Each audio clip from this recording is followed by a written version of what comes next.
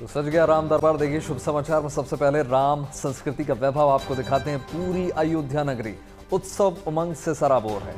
राजा राम का दिव्य भव्य दरबार सजा है। पूजा बिल्कुल वैभव, और आज से प्राण प्रतिष्ठा प्रक्रिया का शुभारंभ भी हो रहा है। तो आज शाम सरयू तट से आज कलश यात्रा निकलेगी और इस दौरान महिलाएं तुलसी घाट से कलश में जल भरकर श्री राम जन्मभूमि परिसर में पहुंचेंगी। बिल्कुल, देखिए उसके बाद कल से प्राण प्रतिष्ठा को लेकर विधिवत अनुष्ठान प्रारंभ हो जाएगा। 3 जून यानी कल से राम मंदिर में सभी अनुष्ठान की शुभ शुरुआत होने जा रही है। जाहिर सी बात है, देखिए अवधपुरी में भक्ति की अद्भुत बयार बह रही है। रामनगरी में एक बार फिर से एक विशेष उत्सव की घड़ी आ गई है। तो 5 जून को राम दरबार समेत 8 मंदिरों में देव विग्रहों की प्राण प्रतिष्ठा होगी। और इससे पहले कि हम प्राण प्रतिष्ठा महोत्सव से जुड़ी तमाम जानकारियां आपको दे दें, सबसे पहले सुनिए राजा राम का ये सुरीला जय घोष।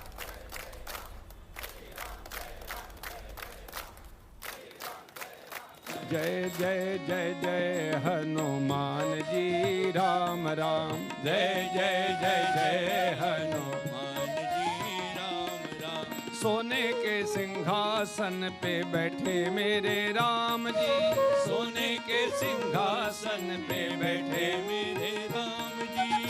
चरणों में बैठे हनुमान जी राम राम। चरणों में बैठे हनुमान जी राम राम। केसर तिलक लगाए मेरे राम जी। केसर तिलक लगाए मेरे राम जी। लाल सिंदूर हनुमान जी राम राम। लाल सिंदूर हनुमान जी राम राम। जय जय जय जय हनुमान जी राम राम। जय जय जय जय हनुमान जी राम राम। पीला पीतांबर पहिरे मेरे राम जी। पीला पीतांबर पहिरे मेरे राम जी। लाल लंगोट हनुमान जी राम राम। लाल लंगोट हनुमान जी राम राम। बोलो जय जय जय जय हनुमान जी राम राम। जय जय जय जय हनुमान जी राम राम।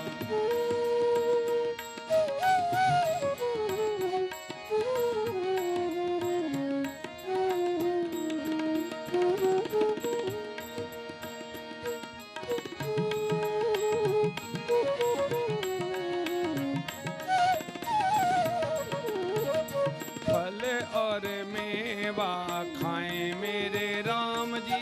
फल और मेवा खाएं मेरे राम जी। लड्डूवन का भोग हनुमान जी राम राम। लड्डूवन का भोग हनुमान जी राम राम। लड्डूवन का भोग हनुमान जी राम राम। लड्डूवन का भोग हनुमान जी राम राम। जय जय जय जय हनुमान जी राम राम।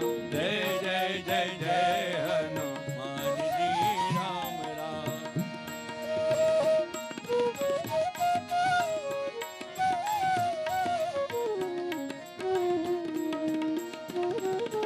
मुक्ति के दाता हैं मेरे राम जी।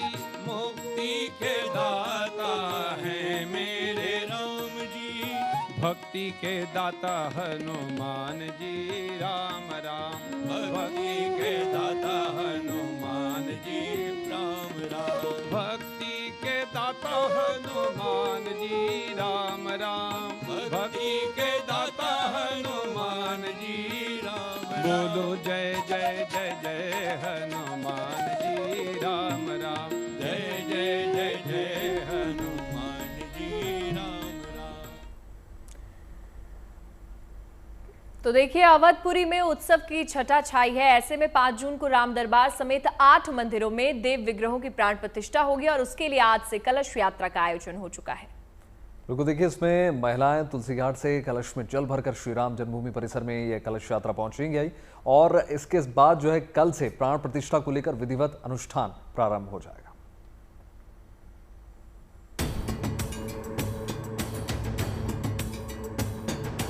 मंगल भवन अमंगल हारी प्रभु सुदशरथ अचर बिहारी।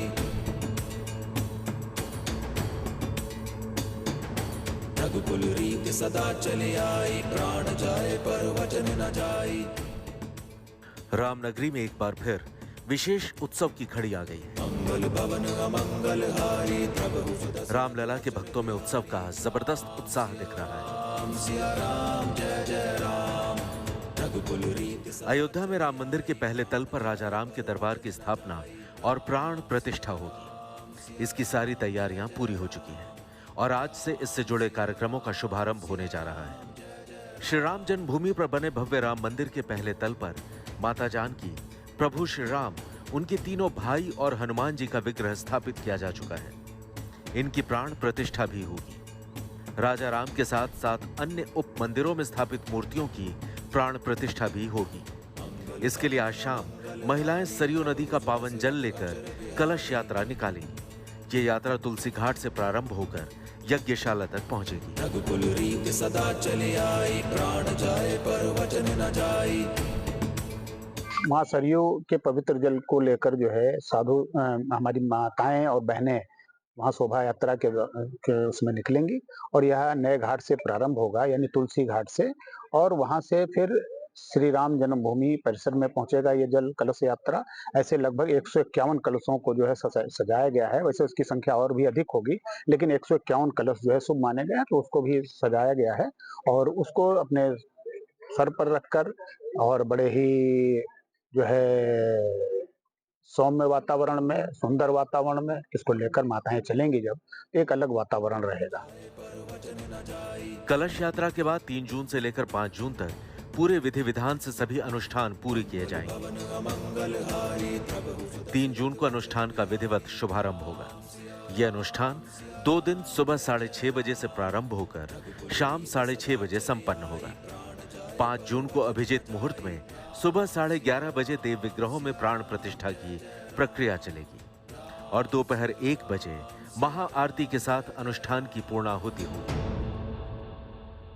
मंदिर के पहले तल पर राम दरबार, परकोटा के 4 कोनों पर पंचायतन पद्धति के 4 मंदिर, शंकर, गणपति, सूर्य और भगवती। परकोटा की 2 भुजाओं में 2 मंदिर, हनुमान और माता अन्नपूर्णा। ये 6 मंदिरों में प्रतिमाएं स्थापित की जा चुकी हैं। प्राण प्रतिष्ठा 3 जून, 4 जून को पूजन होगा। प्राण प्रतिष्ठा के पश्चात पूजन तो प्रारंभ हो जाएगा पंडितों के द्वारा, परंतु जनता जनार्दन का दर्शन अभी वहां नहीं होगा। चंदौली के विद्वान पंडित जयप्रकाश तिवारी 101 वैदिक आचार्यों के साथ 8 मंदिरों में देव विग्रहों की एक साथ प्राण प्रतिष्ठा करेंगे। मुख्य मंदिर के प्रथम तल पर राम दरबार और परकोटा के दक्षिणी पश्चिमी कोने में शेषावतार प्रतिमा की प्राण प्रतिष्ठा होगी। साथ ही परकोटा के ईशान कोण पर शिवलिंग, अग्नि कोण में प्रथम पूज्य श्री गणेश, दक्षिणी भुजा के मध्य में महाबली हनुमान, नैऋत्य कोण में प्रत्यक्ष देवता सूर्य, वायव्य कोण में मां भगवती, उत्तरी भुजा के मध्य में अन्नपूर्णा माता के विग्रह की प्राण प्रतिष्ठा होगी। 5 जून को ही गंगा दशहरा भी है। माना जाता है कि गंगा दशहरा से ही द्वापर युग की शुरुआत होती है। इसी दिन रामेश्वरम की स्थापना भी हुई थी, इसलिए पौराणिक मान्यताओं में ये दिन काफी शुभ है। इस बार प्राण प्रतिष्ठा कार्यक्रम में मुख्य अतिथि के रूप में मुख्यमंत्री योगी आदित्यनाथ मौजूद रहेंगे, जबकि यजमान की भूमिका में इस बार भी श्री राम जन्मभूमि तीर्थ क्षेत्र ट्रस्ट के सदस्य डॉक्टर अनिल मिश्र ही होंगे। अयोध्या से मयंक शुक्ल के साथ bureau report, good news today. तो अवध में उत्सव के बाद अब बात करेंगे यात्रा महोत्सव की। उत्तराखंड में हेमकुंड साहिब समेत चारों धाम में भक्तों की बयार बह रही है। मौसम से मिल रही चुनौती के बावजूद 4 धाम यात्रियों का जो जोश है जबरदस्त है। एक दिन पहले यानी रविवार तक बद्रीनाथ धाम में भगवान के दर्शन करने वाले श्रद्धालुओं की संख्या 5 लाख को पार कर गई। इस बीच देखिए दिल्ली की मुख्यमंत्री रेखा गुप्ता भगवान केदारनाथ के दर्शन करने के लिए पहुंची। उन्होंने केदारनाथ धाम में भगवान केदारनाथ की पूजा अर्चना की। बद्रीनाथ केदारनाथ की ऊंची ऊंची चोटियों पर हिमपात हुआ। जिसकी वजह से वहां पर देखिए ठंड बढ़ चुकी है। हेमकुंड साहिब में भी तीर्थयात्रियों को मौसम की चुनौती का सामना करना पड़ रहा है, क्योंकि हेमकुंड साहिब में इन दिनों बर्फ का जो सिलसिला है, बर्फबारी का जो दौर है, वो लगातार जारी है। हालांकि चारधाम तीर्थ यात्रा कर रहे भक्तों के लिए प्रशासन ने पुख्ता व्यवस्थाएं की हैं। 3 तस्वीरें आपके टेलीविजन स्क्रीन में किस प्रकार से तमाम व्यवस्थाएं की गई हैं। मुख्यमंत्री रेखा गुप्ता, उनकी सरकार को भी 100 दिन पूरे हुए, ऐसे में तमाम आध्यात्मिक यात्रा पर वो जा रही हैं और विधिवत पूजा अर्चना करते हुए नजर आ रही हैं।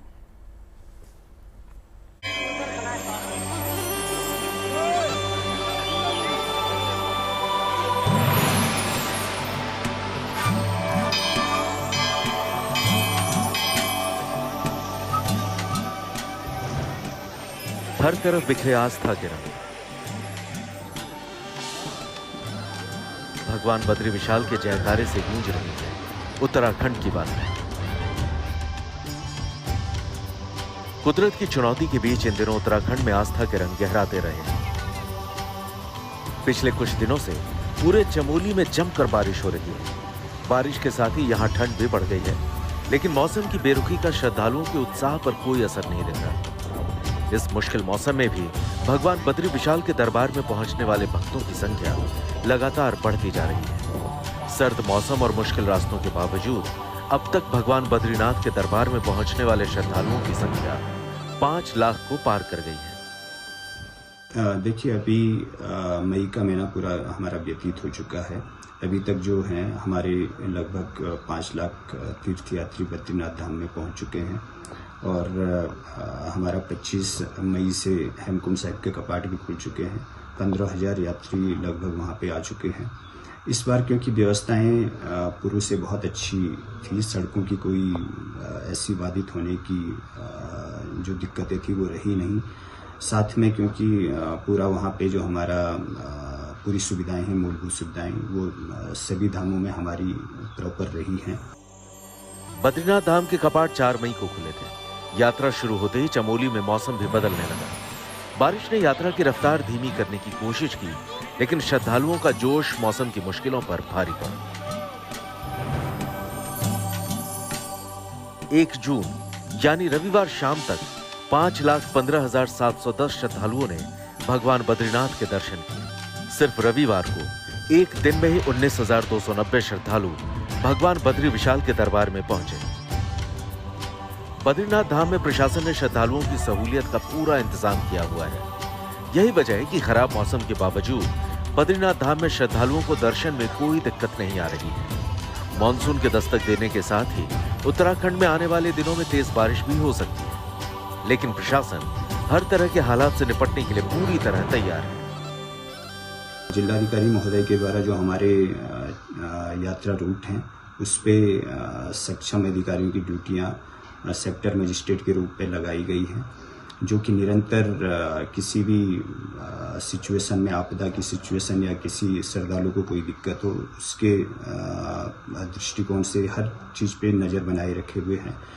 और बाकी हमारी जो मानसून की तैयारियां पूर्व वर्षों की भांति होती रही हैं, तो वो और भी बेहतर तरीके से इस बार, क्योंकि पहले से ही जो हमारी खाद्यान्न किटें हैं वो बनकर के तैयार हैं कि कोई अगर ऐसी समस्या आती है तो उसका त्वरित रूप से हम समाधान कर पाए। प्रशासन ने श्रद्धालुओं को जरूरी एहतियात बरतने की सलाह भी दी है। 4 धाम के तीर्थयात्रियों को जूते, जैकेट और गर्म कपड़े साथ रखने का निर्देश दिया गया है।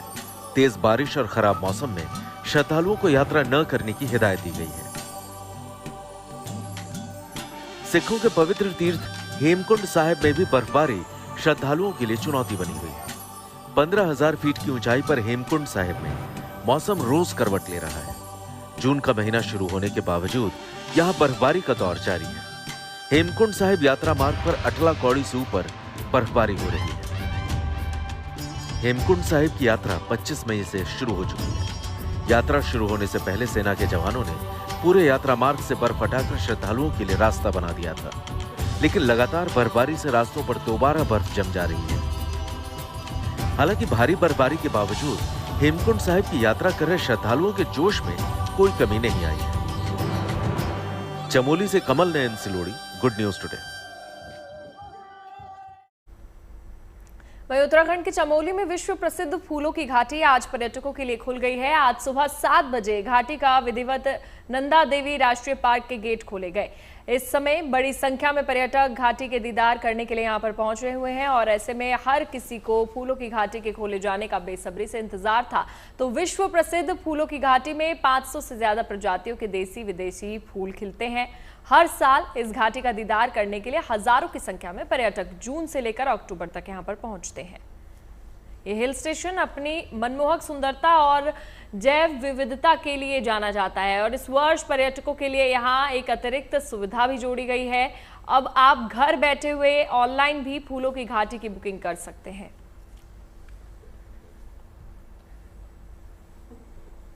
और देखिए, इसी क्रम में जम्मू कश्मीर में खीर भवानी यात्रा शुरू हो चुकी है। हमने आपको तस्वीरें भी दिखाई थी कल यानी 3 जून को खीर भवानी मेले के लिए श्रद्धालुओं का जो जत्था है माता खीर भवानी की जयकारे करते हुए निकला।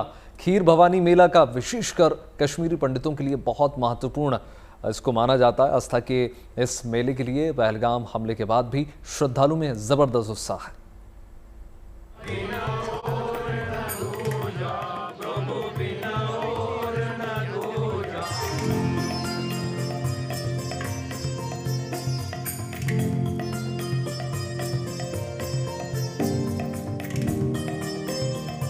आस्था और भक्ति की यात्रा पर निकले इन लोगों की खुशी देखते ही बनती है।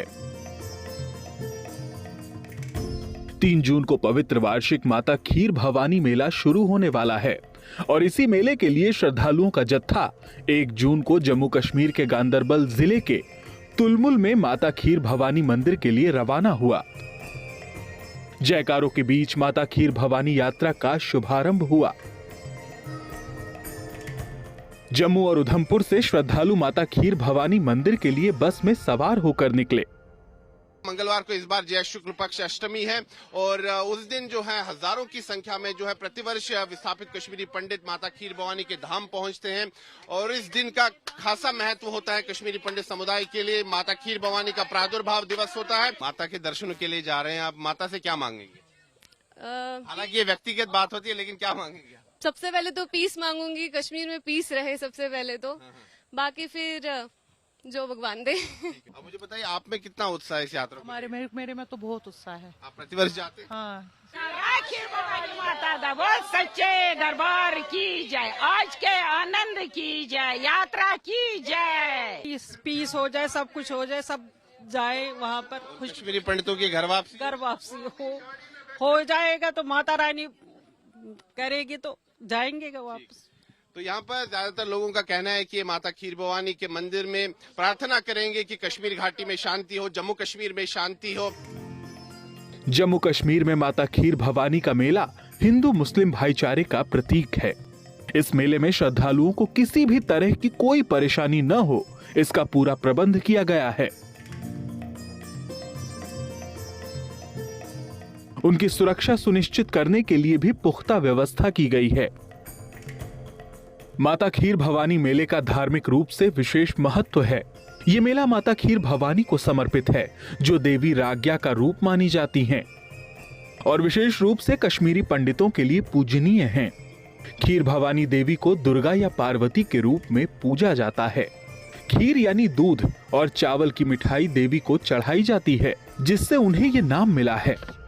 गांदरबल जिले के तुलमुल में प्रसिद्ध इस मंदिर में हजारों की तादाद में कश्मीरी पंडित हर साल खीर भवानी के मेले के दिन पहुंचते हैं।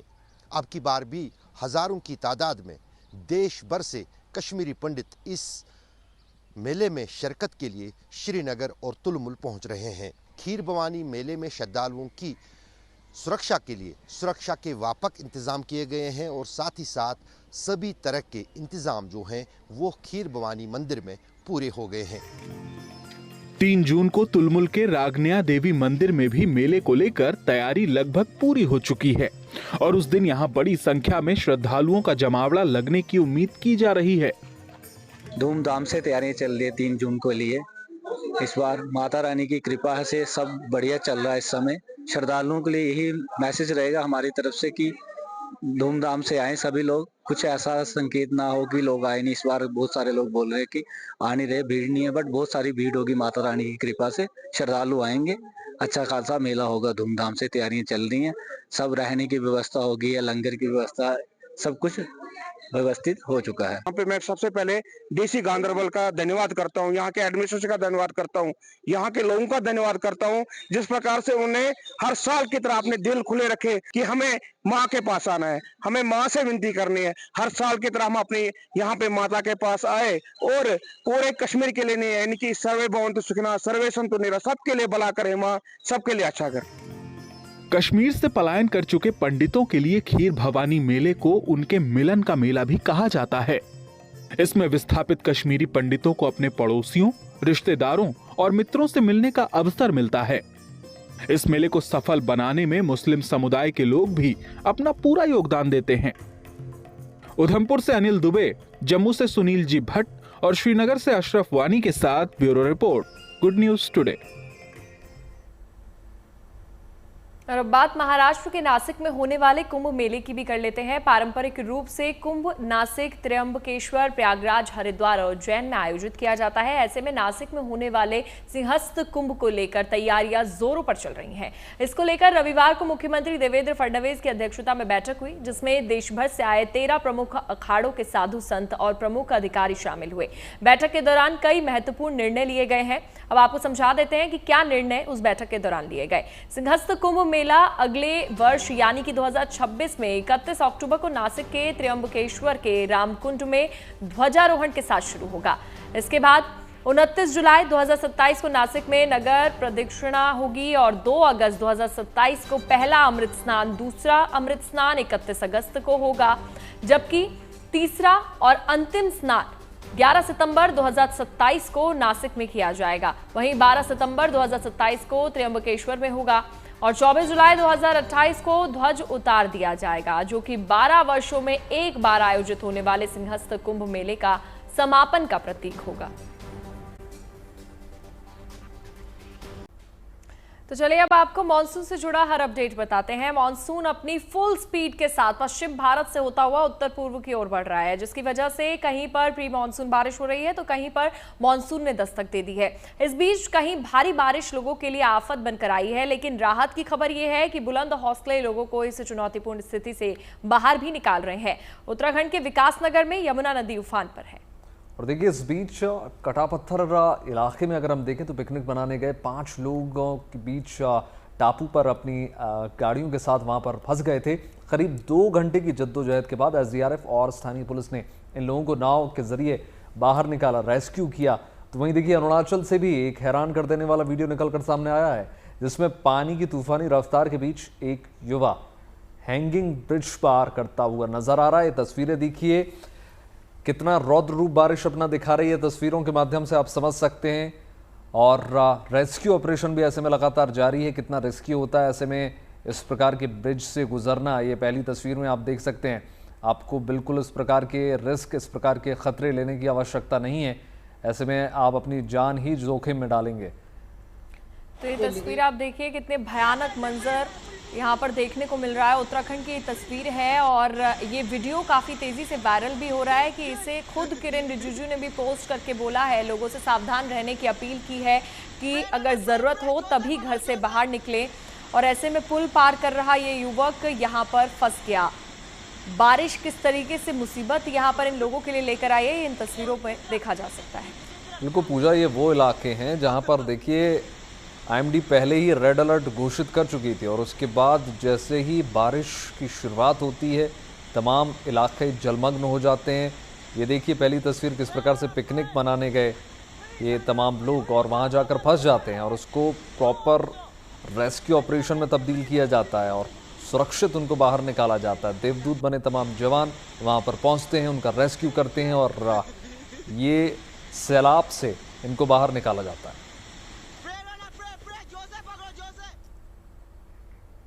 चलिए अब आपको बता दें कि देश के 17 राज्यों में मानसून ने दस्तक दे दी है, लेकिन अब मानसून की रफ्तार कुछ कम हुई है। मौसम विभाग के मुताबिक मानसून के दोबारा रफ्तार पकड़ने में 8 से 10 दिन लग सकते हैं, यानी कि मध्य प्रदेश और उत्तर प्रदेश को मानसून की बारिश के लिए अभी कुछ दिन और इंतजार करना पड़ेगा।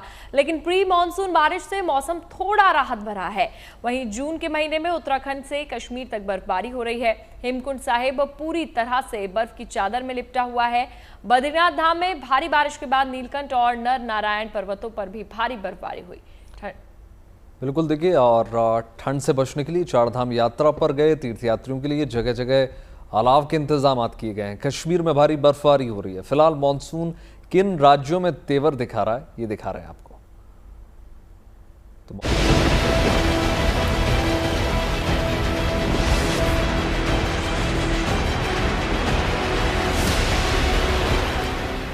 कभी बेतहाशा गर्मी तो कभी झमाझम बारिश। देश के तमाम हिस्सों में इन दिनों प्री मानसून बारिश की आंख मिचौली जारी है। 17 राज्यों में मानसून वक्त से पहले दस्तक दे चुका है। महाराष्ट्र और दक्षिण भारत के कई राज्यों में पिछले कुछ दिनों में जोरदार बारिश भी हुई। हालांकि वक्त से पहले पहुंचने के बाद अब मानसून की रफ्तार कुछ धीमी हो गई। मौसम विभाग के मुताबिक बंगाल की खाड़ी में बने डिप्रेशन यानी लो प्रेशर सिस्टम की वजह से मानसून की रफ्तार थमने के आसार हैं। यह डिप्रेशन मानसून को उत्तर और मध्य भारत की तरफ धकेलने की बजाय विपरीत दिशा में खींच रहा है।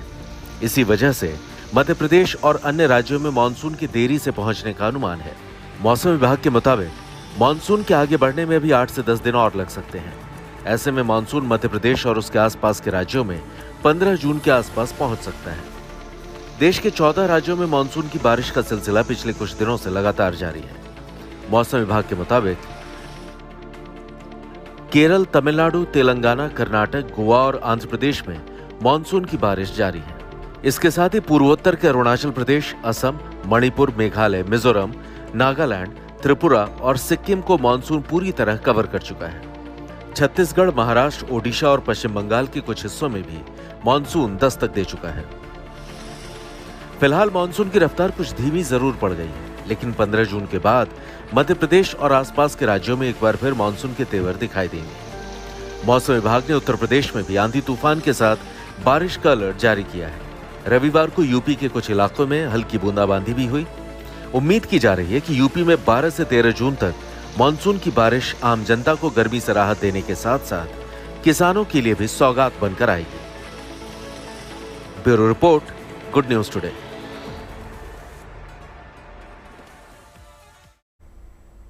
बात कुछ और खबरों की करेंगे। यूरोप में फुटबॉल का बड़ा क्रेज है। आप सभी जानते हैं, फीफा कप हो, वर्ल्ड कप हो या फिर क्लब मैच, फुटबॉल के लिए लोगों के बीच अलग ही दीवानगी देखने को मिलती है। जब सेंट जर्मन ने इंटर मिलान को 5-0 से हराकर पहली बार चैंपियंस लीग पर कब्जा जमाया, तो फ्रांस की राजधानी पेरिस में भव्य परेड का आयोजन किया गया। तस्वीरें देखिए, खिलाड़ी ओपन बस में सवार होकर और उनके हजारों फैंस उनके स्वागत के लिए पेरिस की सड़कों पर उतर आए। ये देखिए हजारों की भीड़। कहीं आतिशबाजी की जा रही थी तो कहीं पर लाल, सफेद और नीले रंग के झंडे हवा में लहराए जा रहे थे। यही नहीं, इन्हीं 3 रंगों के धुएं वाली आतिशबाजी भी की गई। इस खास आयोजन के लिए पेरिस में 5000 से ज्यादा सुरक्षा बल तैनात है और जश्न की ये तस्वीरें पूरे इंटरनेट पर वायरल।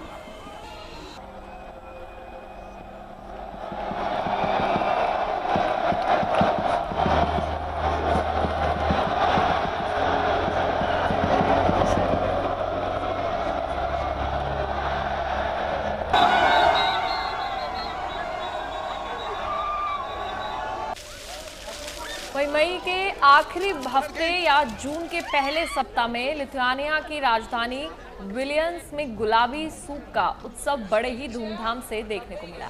इस खास उत्सव को लिथुआनिया वासी इसे अपने प्यार से जोड़कर जश्न मनाते हैं। दरअसल इसे यहाँ पर गुलाबी सूप से भी जोड़ा जाता है, जो कि वास्तव में ठंडा चुकंदर का सूप है और इसकी सजावट भी खास होती है। हालांकि पिंक सूप फेस्ट में स्थानीय लोग सूप के प्रति अपने प्यार को प्रकट भी करते हैं और इसके अलावा इस खास अवसर पर कई प्रकार के गेम्स का भी आयोजन किया जाता है। शहर में हर तरफ लोग सूप के रंग में जैसे ही कपड़ों में पहनते हैं और पूरा शहर इस दौरान गुलाबी रंग में रंगा होता है।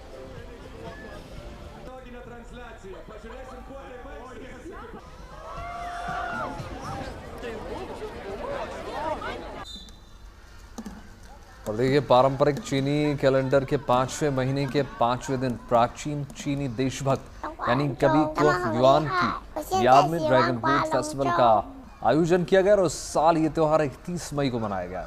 इस खास अवसर पर बच्चों के लिए बोट से जुड़े कई कार्यक्रम के आयोजन किए गए और दक्षिण चीन के ग्वांगडोंग प्रांत के शांताउ शहर में मिनी ड्रैगन बोट रेस का आयोजन किया गया, जिसमें देखिए 5 साल के औसत आयु के प्रतिभागियों ने हिस्सा लिया।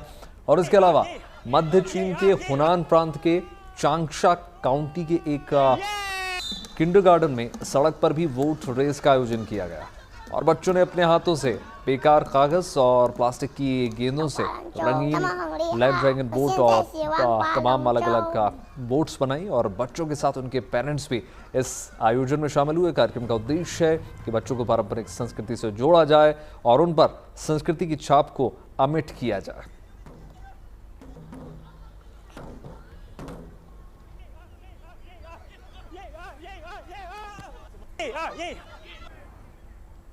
वहीं ड्रैगन बोट फेस्टिवल सिर्फ चीन में ही नहीं, कनाडा और ब्राजील में भी मनाया गया है, जिसमें चीनी समुदाय के लोग पूरे उत्साह के साथ शामिल हुए।